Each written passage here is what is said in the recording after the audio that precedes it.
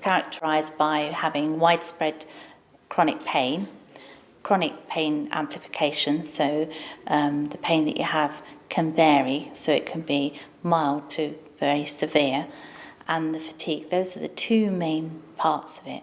But because it's a complex syndrome, there's lots of other parts or symptoms that make up the condition, and those can vary. It can be irritable bowel syndrome, numbness, weakness. Some people get intolerances, so they might be intolerant to extreme cold or extreme heat. Poor sleep. A lot of people with fibromyalgia feel that they don't have a restful night's sleep, so they go to bed really tired, but when they wake up in the morning, they may feel that they haven't slept, or that the sleep they've had has been very disturbed. So we're not going into the deep REM sleep. They may have headaches, chest pain. Because it affects muscles, it can affect your organs as well, and your heart is an organ, so they may get chest pain. Cognitive difficulties, so they may suffer from fibrofog, which is a term used for when you're trying to remember something, what you've gone upstairs for, somebody's name. Quite often I'll be in the middle of a conversation and completely forget what I was talking about. You might have sensitivities to light, smells, temperatures, dizziness, and anxiety and panic attacks. So in days gone by, you might have found it perfectly okay to get on a plane and go and visit relatives in the UK. And for some reason, people with fibromyalgia start getting anxious about things that they wouldn't normally have got anxious about. And that can be quite worrying, quite isolating, because if you feel that you can't do the things that you used to be able to do, then the tendency is then, well, I won't do it, I'll stay home. And with the support group, we try to break down that anxiety, try to encourage people to still socialise, still meet with people. So although it's not life-threatening, it's definitely life-changing for many people. And that's why we feel that fibromyalgia there isn't a lot known about it. It is an invisible illness. You wouldn't know somebody's having severe pain unless they have pain written across their face, unless you see them walking stiffly or they look like they're in pain when they're walking. So I think it's very difficult, because there are a lot of other illnesses out there where obviously people are in pain. But I think with fibro, because there's lots of other parts to the condition, that's what makes it complex and difficult to understand. Yes, I have fibromyalgia. I was diagnosed just before I set up the support group. I didn't know anybody else that had the condition, and I thought, well, I need to know how this condition's going to affect me. I think one of the questions that I asked the specialist that diagnosed me was, well, okay, you've told me what I've got, but does that mean I'm going to live a shorter life? How is it going to affect me? How is it going to affect my young family? And I went home and did lots of research, and I thought, oh, right, okay, it's complex. With that, how am I going to live my life? And I think in order to cope with the condition, I did have to make some life changes. And how I talk to other people that have the condition now is that when I'm trying to explain it to them, is I often say, well, it's not life-threatening, but it is life-changing. That doesn't mean you can't learn to cope with it, and that doesn't mean you're going to have a lesser life because of it. So I think it's about trying to find ways that work for you, because everybody that has a condition, they have it in different variations, different forms, different degrees. And me personally, I find there's some months where I cope quite well, and I try to forget I have the condition because I want to be normal. I don't want to have a disability. I never asked for it. And there are other months where I struggle. And when I struggle, I rely heavily on those that care about me, my husband, my family. And it's important that they understand because if they don't understand, they can't begin to help me. To understand is to know what the symptoms are and how it affects me. So sometimes when I'm talking, I'll forget things. I'll forget somebody's name, I'll forget what I was about to say, and not making fun of me, and just allowing me time to try to find what I was going to say. I think in the early days people used to joke and say, oh, Mum's forgotten again. And then they've learnt that actually I'm not putting it on. I haven't actually got dementia. I have a problem with my cognitive function, because fibromyalgia can affect your cognitive functioning. And trying to make me not feel silly. I'm still young. I want to be as clever as I was before, but sometimes I do struggle. And so they try to support me in that. And if we get invited out, and I can't always give an answer as if I can go or not, and a good friend will keep asking you, invite you out again. And those that understand will say, well, okay, Jo can't make it this week, but we'll ask her next time we're going out, and maybe she'll come then. Because they know that this condition hasn't changed the person I am. I'm still a fun-loving person. I enjoy having a good time. I enjoy spending time with friends, but sometimes I'm just not up to it. And if I dragged myself there, I feel I would probably ruin it for those others that are there, because I wouldn't be able to keep up with them. But the biggest thing is you pay for it in 2 or 3 days later, when you're at home and you can't get out of bed and you're really tired and you're hurting. And to me, I have to balance that. I have to weigh up what is the best thing to do. So I tend to look at my week and think, right, I've got a commitment there. I've said I'm going to do that. In order to do that, I need to make sure the day before is not too stressful, that I haven't packed too much into my diary, in order to cope with it. And that seems to work for me. It's not necessarily how I want it to be, but it works. It works for our family, it works for me. Well, it's known as a chronic pain and fatigue syndrome, and the pain is, it can be varying. Even for myself, sometimes it will be a dull ache, sometimes it will be a stabbing pain, and usually I get it in the muscles and the joints, and sometimes it's painful to walk. And the fatigue can be quite extreme, to feeling like, a lot of people explain it as like you've had the plug pulled out. So it's like a flu-like symptom that just doesn't go with rest. Normally with flu, you rest for a few days, you take plenty of water, fluids, and you feel better when the flu has taken its course. But with fibromyalgia, it doesn't seem to ease. So the flu, fogginess, headaches just carry on. And it tends to be, they call it, when you're having a fibromyalgia flare-up. So the symptom it goes in peaks and troughs. When I'm coping well, it's on its sort of plateau. And then when you have a peak, that's when you're having a fibro flare-up. And why you get them, it's not really known, but normally it's because you haven't paced yourself particularly well, and you've had a lot of events. Even with the best will in the world of trying to pace yourself, we all know that things happen in life and you can't prevent them. So there'll be stresses, there'll be things happening with your family, work, whatever, and you can't stop those, so you have to learn to deal with those. But when you have a condition like fibromyalgia, something like that is enough to trigger a flare-up. And you have to just let it take its course, really. And how I personally deal with it is I try to rest.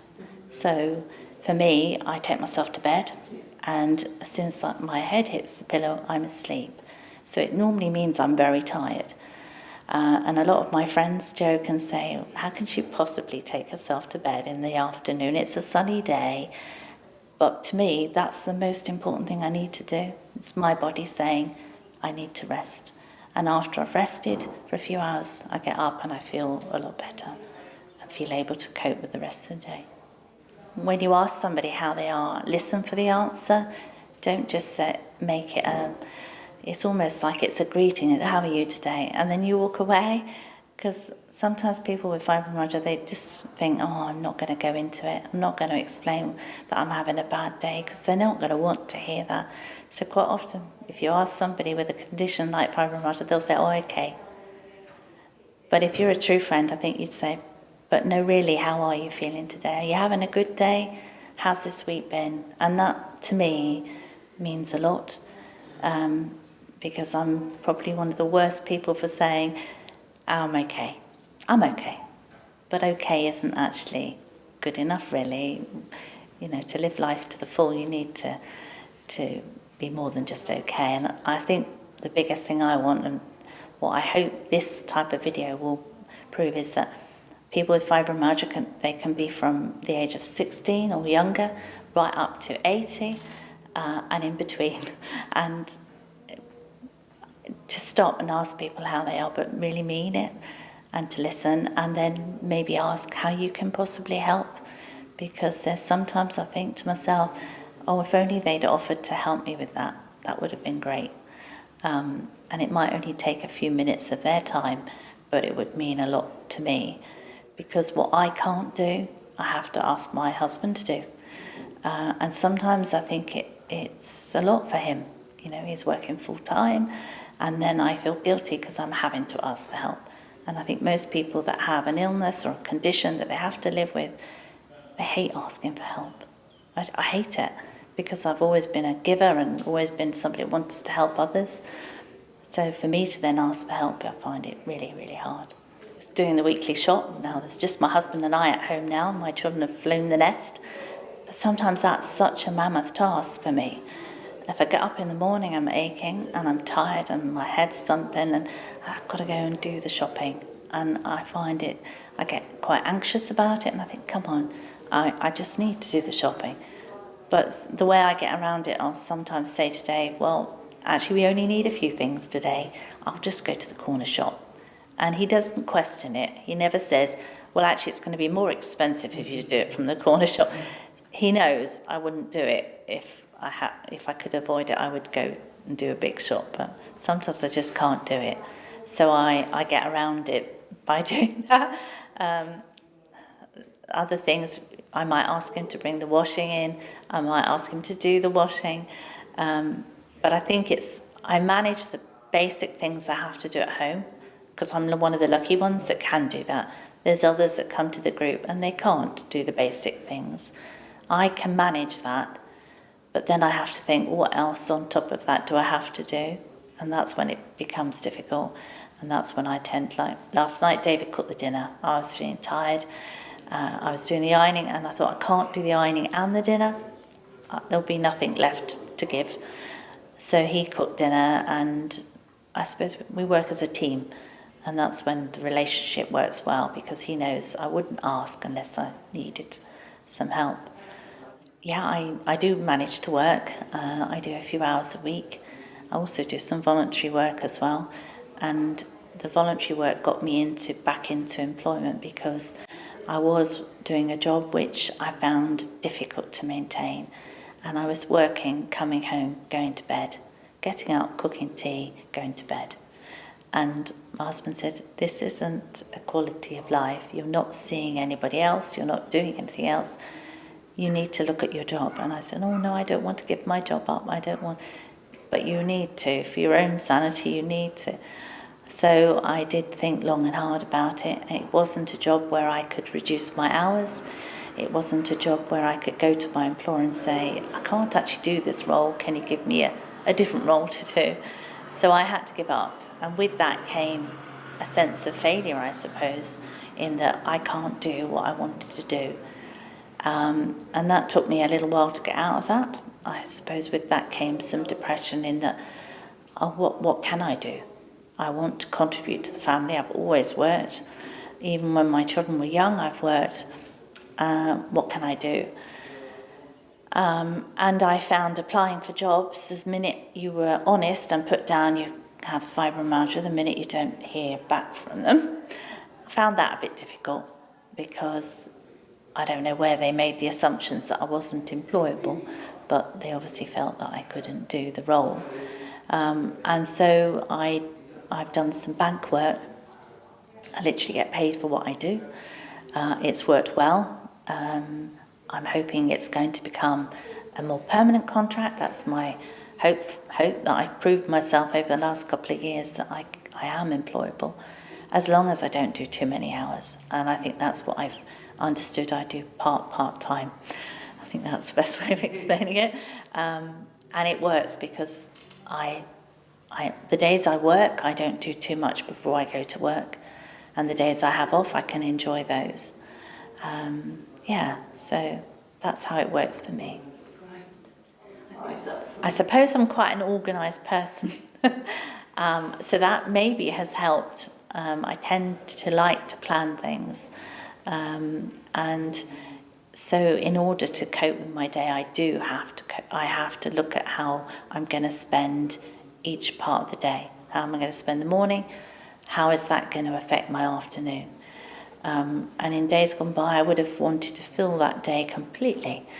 And now I can't, because I know I've tried it. Believe me, I have tried it over the last 7 years, 8 years, 9 years, 9 years now, 9 years. I've tried to pack my days thinking, I'm having a good spell, let's fill that day. And then you just pay for it. And I know that when I'm having a bad time, I don't want to have too many of those.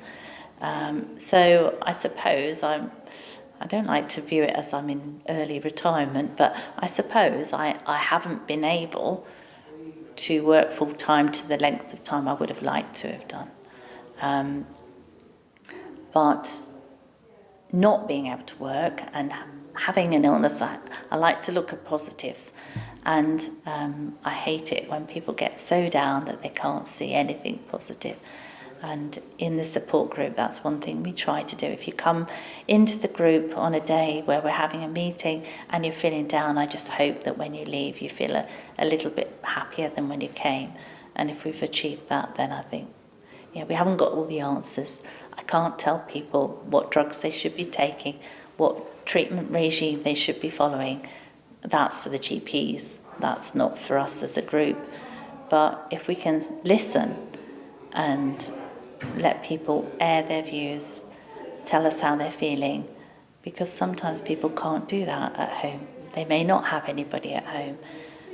So if they feel that within the group it's confidential, we're not going to be telling everybody how they're feeling, but it gives them an opportunity to express themselves.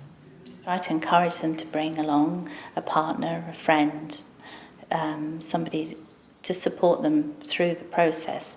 And in bringing somebody along, it means that other person gets to know about the condition, because it is complex in terms of the different symptoms. It could be pain, it could be fatigue, both of them together. It could be that they're having trouble with sleep. It could be they're having irritable bowel syndrome, irritable bladder. There's lots of other parts of the condition that make up this complex condition. It's the last Saturday in the month. We don't meet in August or December.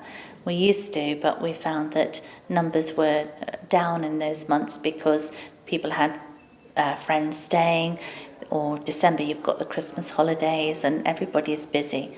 It's in the Jerberg room at St Martin's Community Centre.